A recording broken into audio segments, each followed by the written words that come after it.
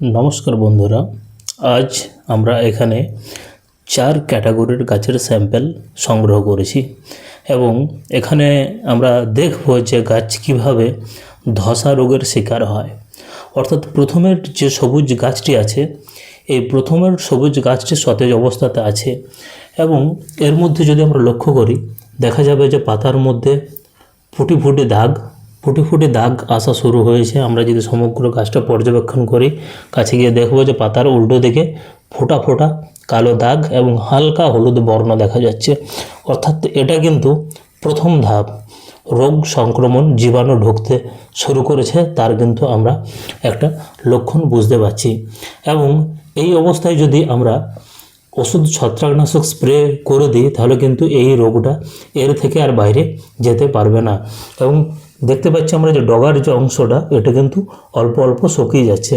তাহলে এই লক্ষণ যদি আমরা লক্ষ্য করি বিলে, এটা হয়তো পুরো বিলটাতে একসঙ্গে হবে না, 2-4 জায়গায় এই লক্ষণটা দেখা যাবে। যখন 2-4টে গাছে দেখা যাবে কিছু দূর ছাড়াই, তখন যদি আমরা প্রথম স্টেপেই ওষুধ প্রয়োগ করে লক্ষণটা ধরে পড়ে, তাহলে কিন্তু এই গাছটার বাড়বে না। এবং এর পরবর্তী ধাপ হলো এইটা, যেখানে দেখা যাচ্ছে যে পাতাগুলো কুঁকড়ে গেছে, হলুদ ভাব হয়ে গেছে এবং শুকিয়ে যাচ্ছে। গোটা গাছের অবস্থা আমরা দেখতে পাচ্ছি।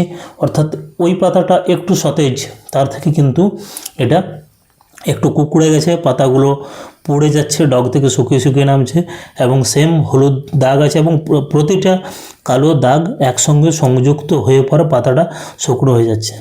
তার পরবর্তী ধাপ যদি লক্ষ্য করে দেখি, এটা কিন্তু একদম জাস্ট মারা যাওয়ার আগের ধাপ, পুরো পাতা হলুদ হয়ে গেছে। অর্থাৎ এই গাছই কিন্তু কোনোভাবেই রক্ষা করা সম্ভব নয়, এটা কিন্তু অন্তিম স্টেজের দিকে চলে গেছে। এই অবস্থা লক্ষ্য করলে আমাদেরকে অবশ্যই উচিত সঙ্গে সঙ্গে ছত্রাকনাশক প্রয়োগ করা, নইলে গোটা বিলটা এইভাবে এরকম হয়ে গাছ কিন্তু নষ্ট হয়ে যাবে। এবং তার পরবর্তী ক্ষেত্রে আমরা যেটা দেখতে পাবো, 4 নম্বর লাস্ট স্টেজ, যেটা কিন্তু গাছের মৃত্যু ঘটছে। দেখা যাচ্ছে যে পাতাটা হলুদ হওয়ার পর আস্তে আস্তে শুকনো হয়ে এবং ঝরে পাতা যেমন পড়ে থাকে, সেরকম পচা ভাব একটা, এবং পাতা শুকিয়ে গিয়ে একদম নিচে পড়ে গেছে। এই গাছ কিন্তু মৃত্যু হয়ে গেছে, এর কিন্তু কোনো অংশেই আর জীবিত নেই এবং এই গাছকে কোনো প্রকার ওষুধ প্রয়োগ করে বাঁচানো যাবে না। যখন আমরা বিলে 1-2টো এই ধরনের গাছ দেখব, তখন যদি ট্রিটমেন্ট শুরু করি, তাহলে হয়তো বাঁচানো সম্ভব। আদারওয়াইজ এই রোগ যদি সম্পূর্ণ বিলে ছড়িয়ে পড়ে, তখন কিন্তু আর বাঁচানো যাবে না। সুতরাং আমরা 4টে ধাপ দেখলাম। প্রথম ধাপ একটু সবুজ, পাতায় কালো কালো ফুটি দাগ। তারপরে ধাপটা পাতা কুঁকড়ে গেছে এবং একটু হালকা হলুদাভ বর্ণ এবং কালো দাগগুলো বেড়েছে। তৃতীয় স্টেপে সম্পূর্ণ হলুদ হয়ে গিয়েছে এবং এক্ষেত্রে গাছ কিন্তু জাস্ট মারা যাওয়ার আগের স্টেপ। এবং পরের ধাপে দেখা যাচ্ছে গাছ একদম শুকিয়ে গেছে, ধাসাতে সম্পূর্ণভাবে নষ্ট হয়ে গেছে। এই রোগগুলো থেকে মুক্তি পাওয়ার জন্য প্রথম ধাপেই আপনারা ভালো ফাঙ্গিসাইড একটা প্রয়োগ করবেন, সেটা হোক অ্যাক্রোবেট, যেটা কিনা ডাইমেথোমর টেকনিক্যাল যে কোনো কোম্পানির আপনারা ইউজ করতে পারেন, এবং বা সাইমোক্সিলিন ম্যানকোজেবও যদি ইউজ করেন, সেক্ষেত্রেও কিন্তু এই রোগ সহজেই থেমে যায়। আপনারা অবশ্যই এই রোগ লক্ষ্য করলে দেরি না করে অতি সত্বর আপনারা জমিতে স্প্রে করুন এবং রোগকে থামান, কারণ নইলে আপনার বিলে কিন্তু জমির ফলন প্রচুর পরিমাণে কমে যাবে।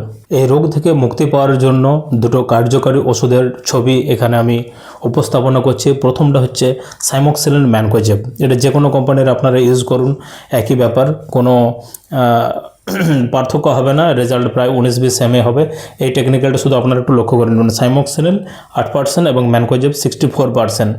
যেমন এখানে আমরা দেখতে পাচ্ছি ক্যানারি কোম্পানির মিক্সচার রয়েছে, এটা সব কোম্পানির আছে। আদামা কোম্পানির সাইমাগার নাম আছে। অর্থাৎ সাইমোক্সিলিন ম্যানকোজেব এই টেকনিক্যালটা 50 গ্রাম প্রতি 15 লিটার ট্যাঙ্কে দিয়ে স্প্রে করুন ভালো করে। যেখানে রোগটা লেগেছে, যেখানে পাতাগুলো শুকিয়ে গেছে, লক্ষণটা দেখা যাচ্ছে, সেখানে গাছগুলো একটু ভিজিয়ে ধুয়ে দেবেন। অবশ্যই একটু স্টিক ইউজ করবেন, যাতে ওষুধটা ভালো কার্যকর হয় এবং পাতাতে চিটিয়ে যায়। এবং তার পরবর্তী ওষুধ হচ্ছে ডায়ামেথোমর্ফ, যেটা আমরা দেখতে পাচ্ছি এখানে গদরেজ সলিটার নামে। এটা অন্যান্য যে কোনো কোম্পানির আপনি এই সেম টেকনিক্যালটা ইউজ করবেন, ডায়ামেথোমর্ফ। ডায়ামেথোমার 50% WP মার্কেটে অ্যাক্রোবেট টেকনিক্যালটা সবচেয়ে বেশি প্রচলিত, এটাই পাওয়া যায়। তো আমি চাষি ভাইদের অনুরোধ করব যেন অ্যাক্রোবেট বাদ দিয়ে অন্য যে কোনো কোম্পানির ইউজ করে, কারণ অ্যাক্রোবেটের দামটা একটু বেশি পড়ে, প্রায় 700-র মতো দাম পড়ে। অন্য কোম্পানি যেখানে 500 থেকে 550-র মধ্যে আপনি পেয়ে যাবেন। এবং এইটার সঙ্গে অবশ্যই 30 গ্রাম ম্যানকোজেব ইউজ করবেন, তবে ভালো রেজাল্ট পাবেন। এবং এইরকম সংক্রামক যতই রোগের খারাপ অবস্থা হোক না কেন, গাছ অবশ্যই থেমে যাবে এবং আপনি চিন্তা থেকে মুক্ত হতে পারবেন এবং আপনার ফসল সুরক্ষিত হবে। ধন্যবাদ। চ্যানেলটাকে ফলো করুন এই ধরনের আবার আপডেট পাওয়ার জন্য।